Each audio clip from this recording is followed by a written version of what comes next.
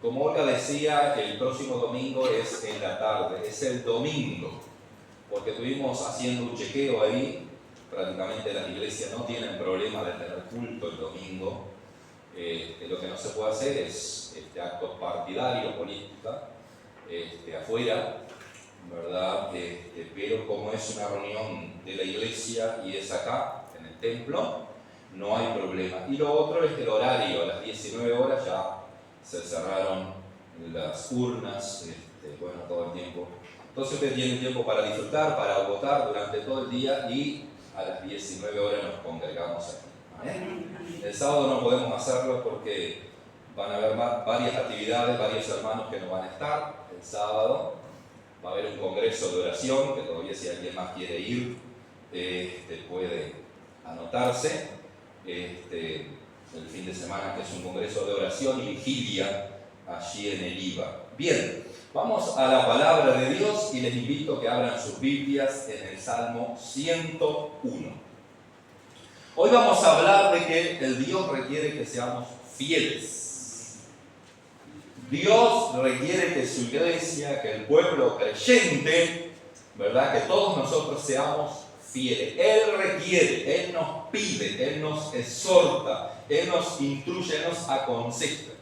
Lo que Él no hace es obligar a nadie a serle fiel. Dios no obliga a nadie a obedecer, Dios no obliga a nadie a serle fiel, ¿verdad? Nunca obligó y nunca lo va a hacer, ¿amén? Porque Él puso en el ser humano el libre albedrío. Muy bien, el Salmo 101 dice de esta forma, vamos a estar leyendo del 2 en adelante. Entenderé el camino de la perfección cuando vengas a mí. En la integridad de mi corazón andaré en medio de mi casa. No pondré delante de mis ojos cosa injusta. Aborrezco la obra de los que se desvían. Ninguno de ellos se acercará a mí. Corazón perverso se apartará de mí. No conoceré al malvado. Al que solapadamente infama a su prójimo, yo lo destruiré. No sufriré al de ojos altaneros y de corazón vanidoso. Mis ojos pondré en los fieles de la tierra para que estén conmigo. El que ande en el camino de la perfección, este me servirá. Amén. Gracias, Señor, en esta mañana por esta palabra. Y una vez más ruego que sea el Espíritu Santo. Y ruego que sea tu voluntad, Señor, y no la mía. Señor, abre los cielos y penetra el alma y el corazón, Señor, a través de tu palabra y de tu Espíritu Santo.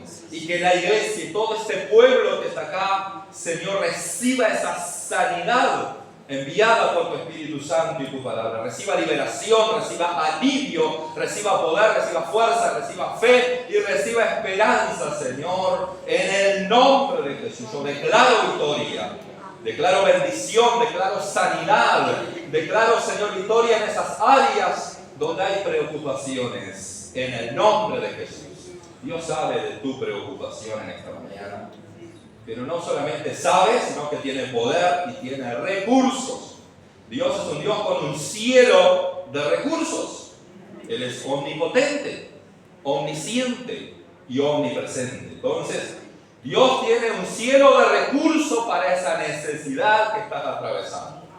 Es cuestión de fe, es cuestión de plantarse, de mantenerse firme, fiel, constante, perseverante. Y va a llegar, hermanos, esa victoria que tú necesitas. En el área que sea, amén. Así que dale gloria y no temas. ¿Amén? Mis ojos pondré en los fieles de la tierra para que estén conmigo, dice el versículo 6. El que ande en el camino de la perfección, este me servirá. No está diciendo acá la Biblia, el que sea perfecto me servirá, sino el que ande en el camino de la perfección. Esto es muy importante, hermanos. El camino de la perfección es el camino de Dios. Es el camino instruido por la palabra, es el camino bíblico. Es el camino que Dios nos dejó aquí en este manual, que es la Biblia. ¿Verdad? Jesús mismo dijo, yo soy el camino, la verdad y la vida. Entonces, el camino de la perfección es caminar con Cristo cada día, hermanos. Amén. Perfectos no somos y no vamos a ser hasta que Dios nos levante de esta vida. Amén. Bien, tengo 2 o 3 textos más en la palabra, pero vamos a ir viéndolo de a poco. Una persona fiel es una persona responsable, prudente, confiable, puntual, diligente, esforzada y que cumple. Amén. Entonces, si tendremos que decir de una persona fiel, ¿verdad? Cuando nosotros vamos, digamos, el que tiene un trabajo secular, yo pensaba en mi trabajo cuando era un adolescente, joven, el primer trabajo que tuve, yo decía, para que no me encuentren robando, no debo de robar, y punto. ¿Verdad? Para que no me vean que llego tarde, no debo de llegar tarde, y punto. ¿Verdad? Y para que no me vean sin hacer nada, debo estar trabajando en el horario de trabajo, y punto. Entonces tomé esos 3 principios y sin ser creyente, porque yo no era creyente cuando empecé a trabajar, la necesidad me llevó a ser fiel en el trabajo, a cuidar el trabajo, ¿verdad? Y eso, nunca llegué tarde al trabajo, 10 minutos antes siempre estaba yo allí, siempre, ¿verdad? Cuando me hice creyente, me enamoré del Señor, 10, 15, 20 minutos antes y más estaba en la iglesia. Nunca, ¿verdad? Salvo alguna excepción que le puede pasar a cualquiera, ¿verdad? Pero hablando un poquito, hermanos, aquí yo estaba hablando de lo secular. Entonces, cuando uno es fiel, uno es responsable. ¿Entienden? Uno tiene que ser responsable. Y la responsabilidad no se ve de un día para el otro. Uno ve responsabilidad en el ser humano al transcurrir el tiempo, ¿verdad? Porque yo puedo mostrar una cara, ¿verdad? Pero esa cara, por más que yo la muestre, a medida que va pasando el tiempo, esa cara me puede vender a mí. O sea, no. Van a haber actitudes y cosas que van a salir, ¿verdad? En el tiempo, que podemos decir esa persona no es tan fiel como parecía. Por eso el tiempo, hermanos, el tiempo, ¿verdad? Es lo que te muestra si la persona es responsable. Amén. Prudente, también una persona fiel es prudente, no es una persona que no piensa las cosas, ¿verdad? El prudente es alguien que piensa, que saca cuentas, que ve, ¿verdad? No toma decisiones, digamos, a la deriva o así simplemente, ¿verdad? Sin consultar, sin pensar, ¿verdad? Prudente. A veces en la vida del ser humano toma decisiones imprudentes. Todos nosotros, absolutamente todos nosotros, en algún momento tomamos una decisión alocada, imprudente quizás, y después la pagamos un poco cara, ¿verdad? Una persona confiable, puntual, es una persona diligente, esforzada, lógicamente para ser fiel. Toda persona que digamos dispone su vida para ser fiel, sea en el área secular o en el área, digamos, espiritual, en el caso de la iglesia, del reino de Dios, hermanos, tiene que esforzarse, ¿verdad?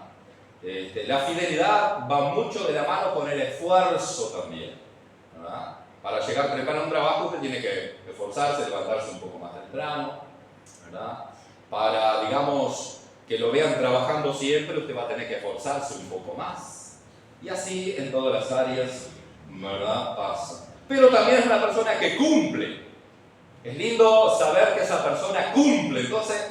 Entonces vos podés confiar en esa persona porque lo que esa persona te ha dicho, si esa persona dice a las 10 estoy en tal lugar, es muy probable que esa persona, salvo algo inesperado, un accidente, esa persona a las 10 va a estar en ese lugar. Si esa persona te dice el martes, o te dice el miércoles, te dice tal día, es muy probable que vos podés descansar porque esa persona va a cumplir con lo que promete. Esa es una persona fiel, hermanos, confiable. Y eso se ve con el tiempo. No defrauda. Es alguien que no defrauda. Si te pide dinero prestado, te lo va a devolver, no te va a defraudar. Si compran en el almacenero, ¿verdad? Que antes se compraba mucho a crédito, ¿verdad? El almacenero podía venderle tranquilamente porque va a cumplir, no va a defraudar. Ahora, así como el mundo exige fidelidad, Dios, que es el único y verdadero y fiel soberano, requiere que sus hijos seamos fieles. Aquí viene el asunto para nosotros los creyentes, ¿amén? Porque si en el mundo hay los jefes, los patrones, las empresas esperan que el empleado, el obrero sea fiel, ¿verdad?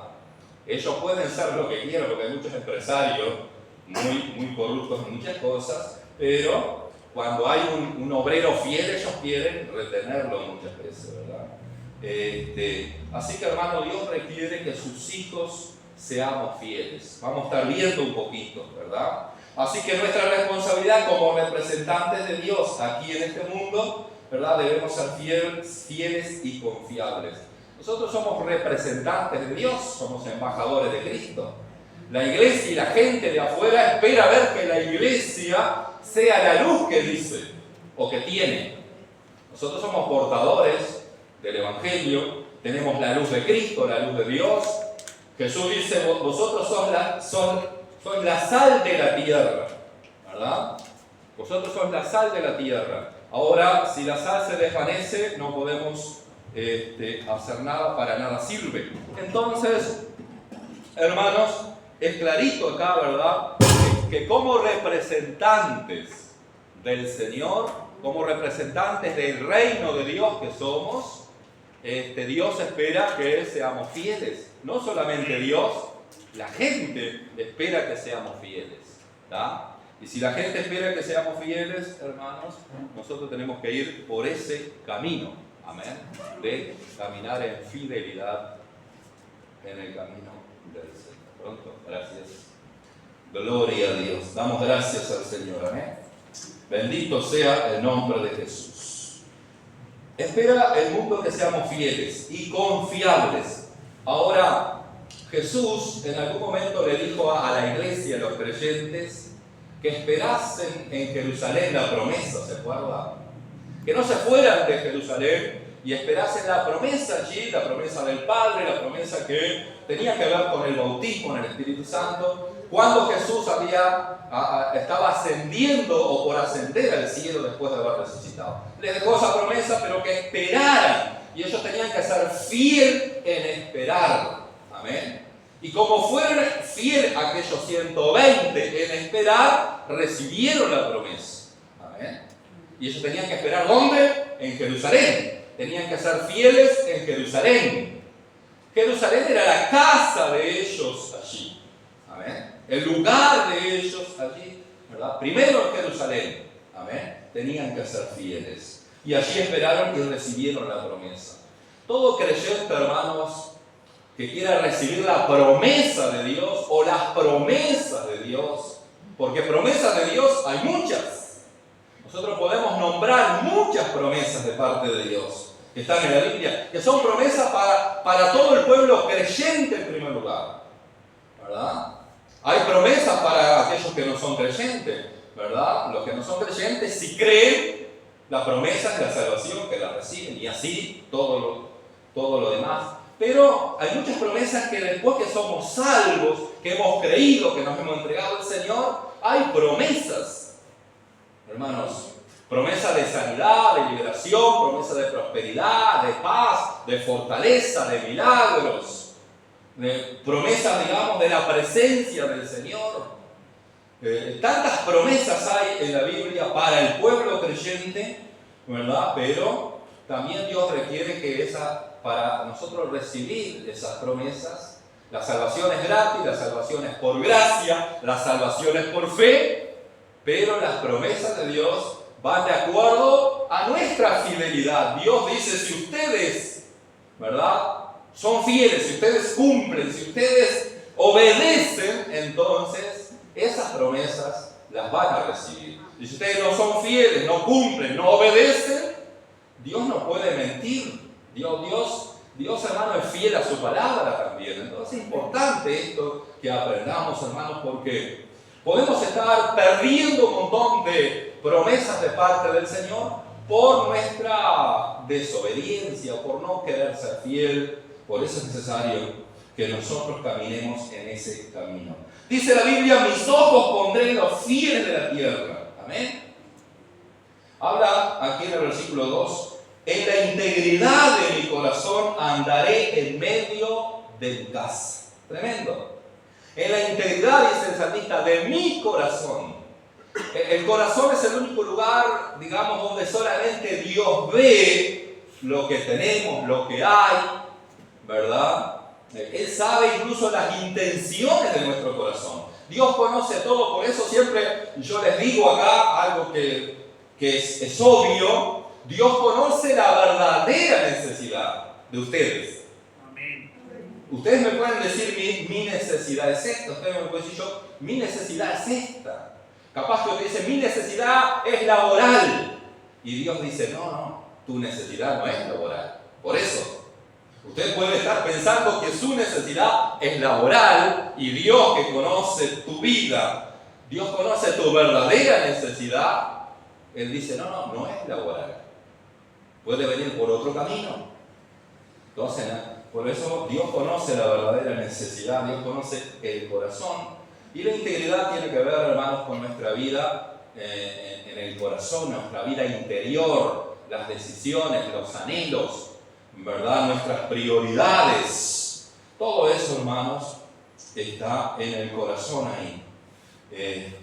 Por eso dice que la integridad de mi corazón, dice la palabra de Dios acá en el versículo 2 al final, en la integridad de mi corazón andaré en medio de mi casa. Acá cuando el salmista dice en medio de mi casa, está hablando de la iglesia, ¿verdad?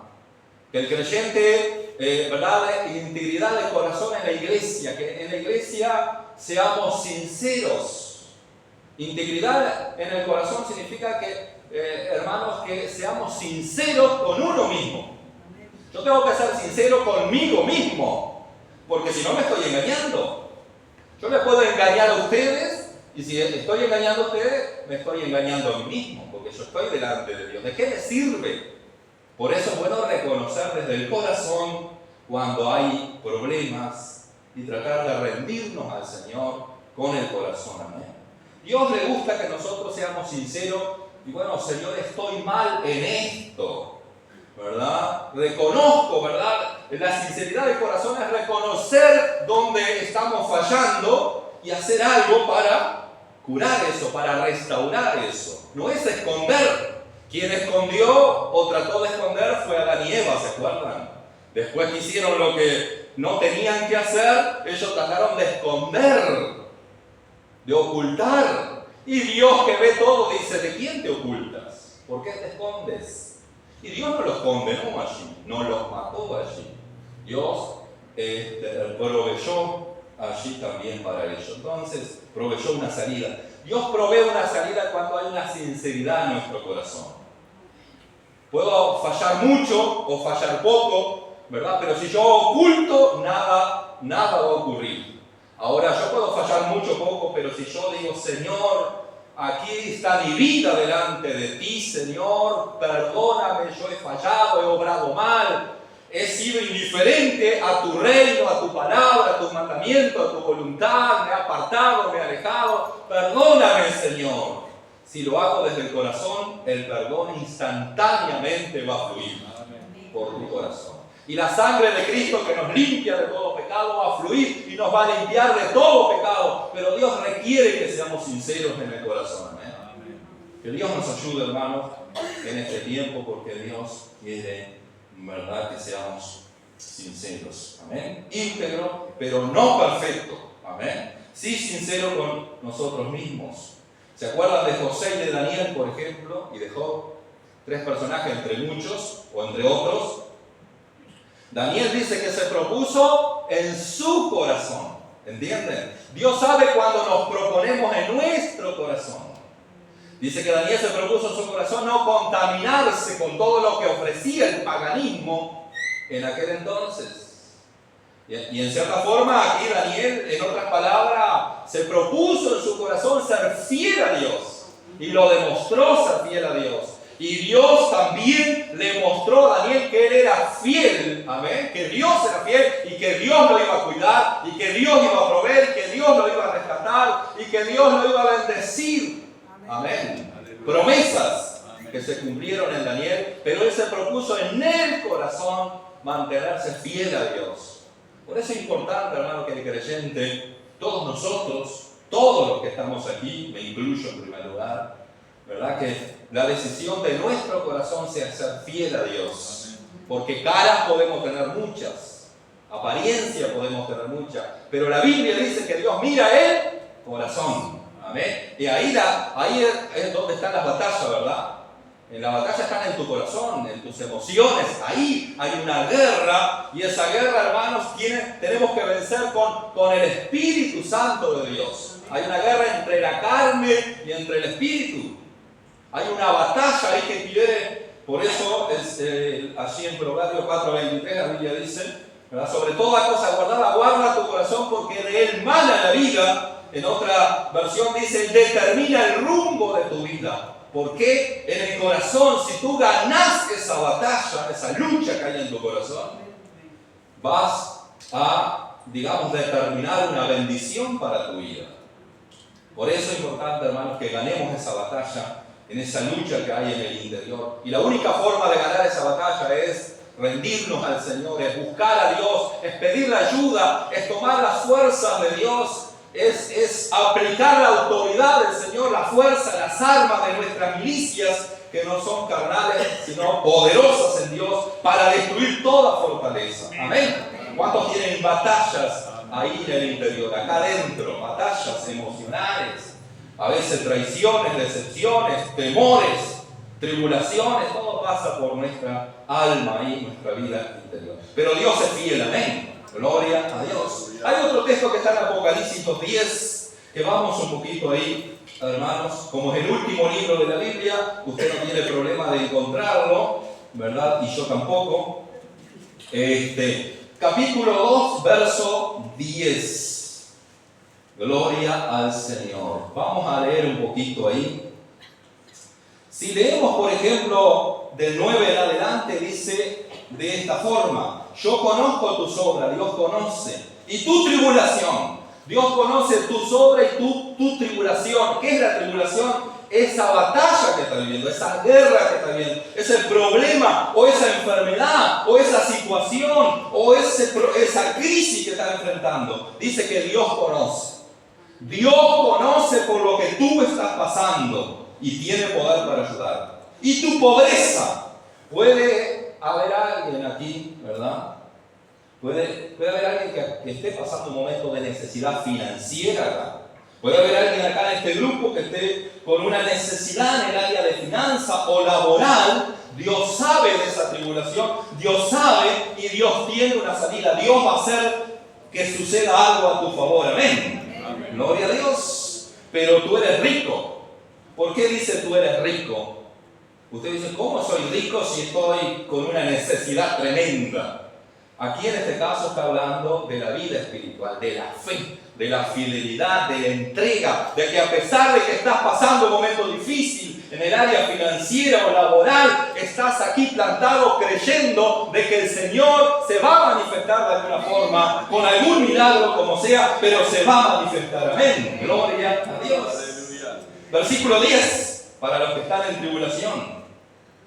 No temas en nada lo que vas a padecer. No temas en nada, dice. Gloria a Dios. Qué bueno para glorificar a Dios, porque el Señor dice, no temas en nada. Quizás hay un temor por algo. No temas en nada lo que vas a padecer. Porque a veces el diablo dice, y aquí el diablo echará a algunos de vosotros en la cárcel para que seáis probados y tendréis tribulación por 10 días. Entonces, hay una batalla contra el enemigo también. Hay mucha gente que no quiere saber nada con el diablo, pero la Biblia dice que el diablo anda como león rugiente buscando a quien devorar. Y el diablo, una de las cosas que hace es robar, matar y destruir. Si él te roba la fe, te roba todo. Por eso hay que cuidar la fe, hermanos. Mantenga una fe firme, constante, perseverante en Cristo, no en las circunstancias, no en lo que usted ve, porque dice la Biblia que no andamos por lo que vemos, sino que andamos por fe. Amén. Ahora termina diciendo este versículo acá: sé fiel hasta la muerte y yo te daré la corona de la vida. Amén. Sé fiel hasta la muerte, gloria a Dios, y yo te daré la corona de la vida. El que tiene oído, oiga lo que el Espíritu dice a las iglesias. El que venciere no sufrirá el daño de la segunda muerte. ¿Saben que la segunda muerte es después de la muerte?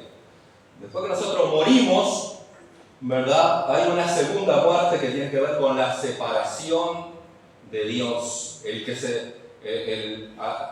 que muere sin Cristo va a sufrir la segunda muerte, ¿verdad? Que es separarse de Dios eternamente, ¿verdad? Ahora qué bueno es que nosotros podamos estar eternamente, pero en la presencia de Dios, en la gloria de Dios, en los brazos de Dios. El gozo eterno tendremos en ese momento. Amén. Sé fiel hasta la muerte, no hasta la prueba.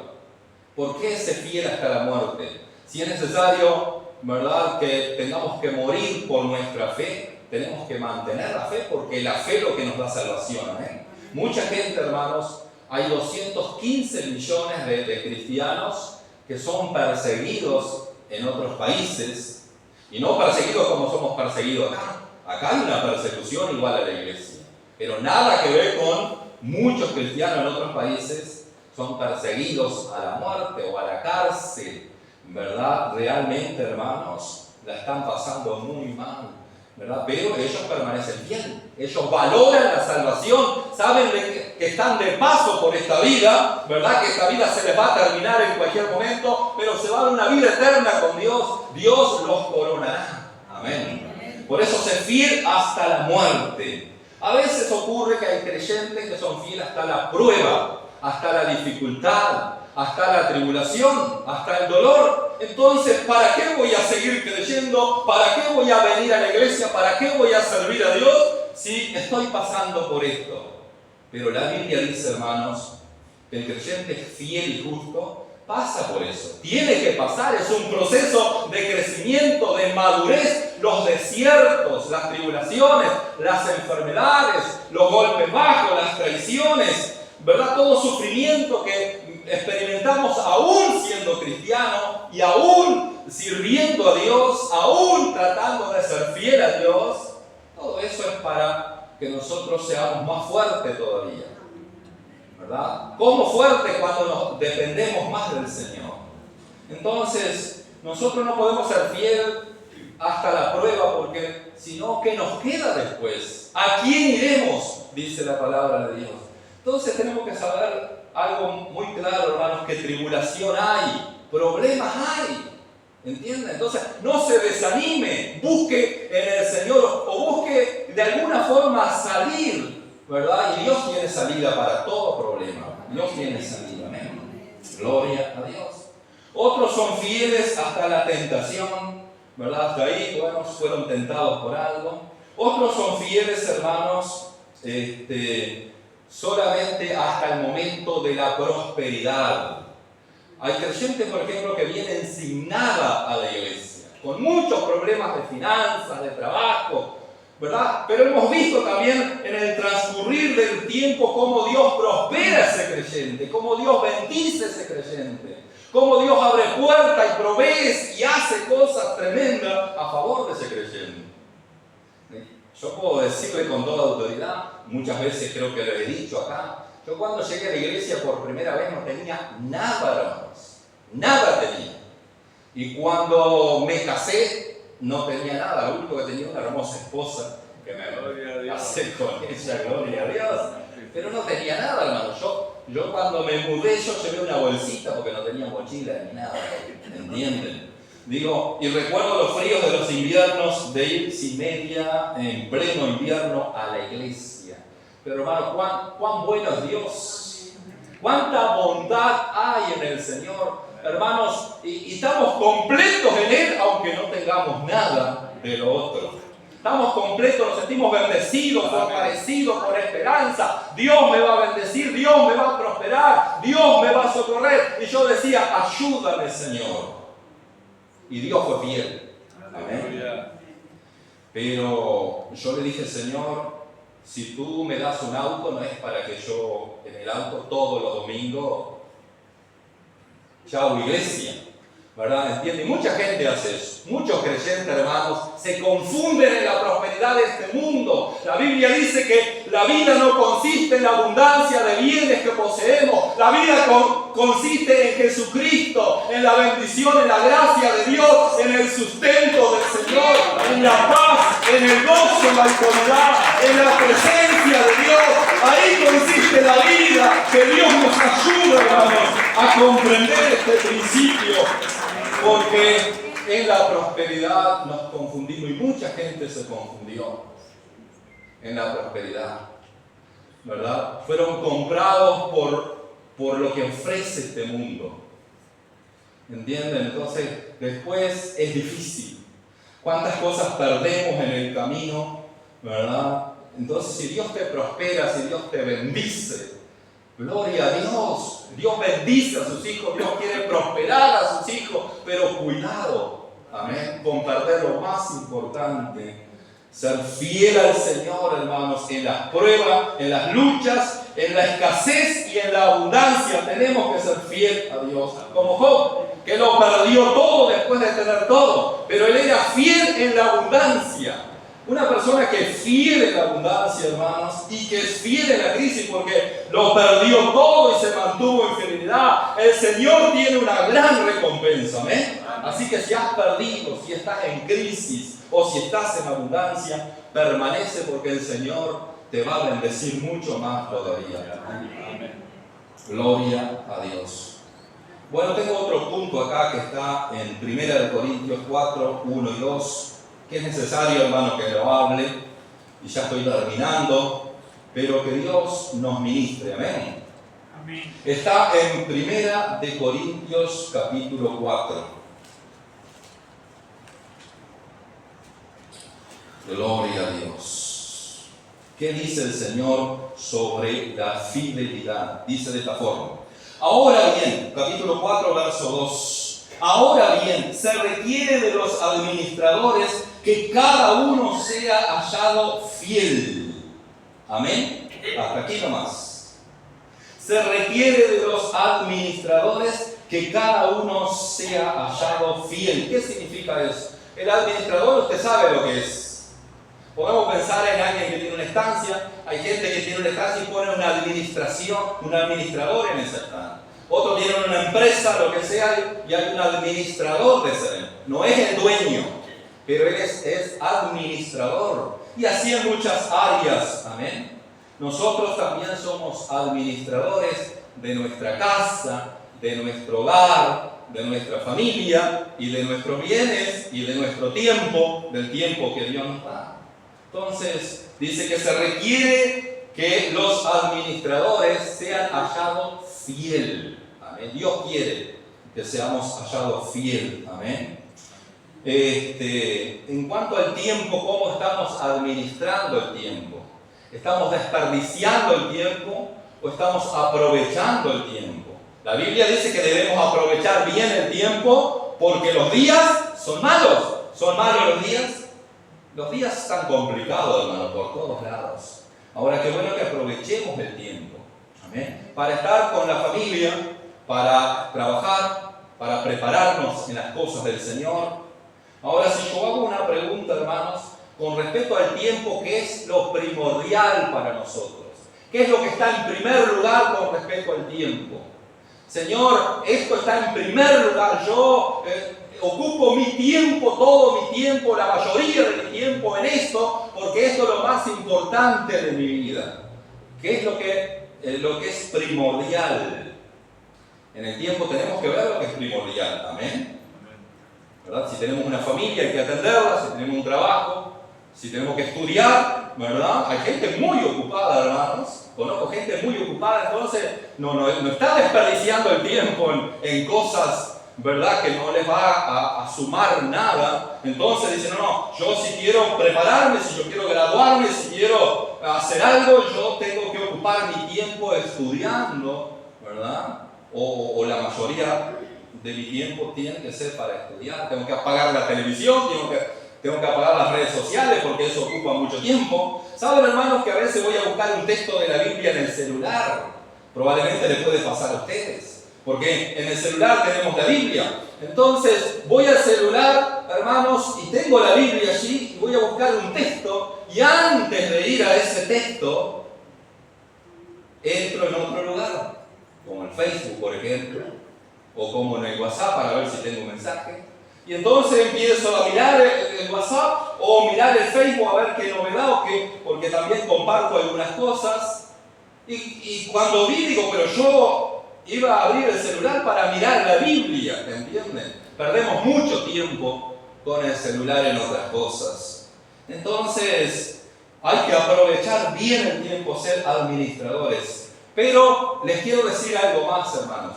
Probablemente usted está pensando, bueno, mi tiempo es principal la familia es lo primero de mi vida. Otro puede decir mi trabajo o mis estudios, puede decir, eso es lo primero. Puede decir alguna otra cosa, es lo primero. Pero hermanos, ser un fiel administrador de su tiempo, primero tiene que estar Jesús. Tiene que estar Dios. Él dice, buscad primeramente el reino de Dios y su justicia, y todo lo demás vendrá por añadidura. Amén. Pero a veces equivocamos. Hermanos, dejamos al Señor para último tiempo, para lo que sobra de tiempo.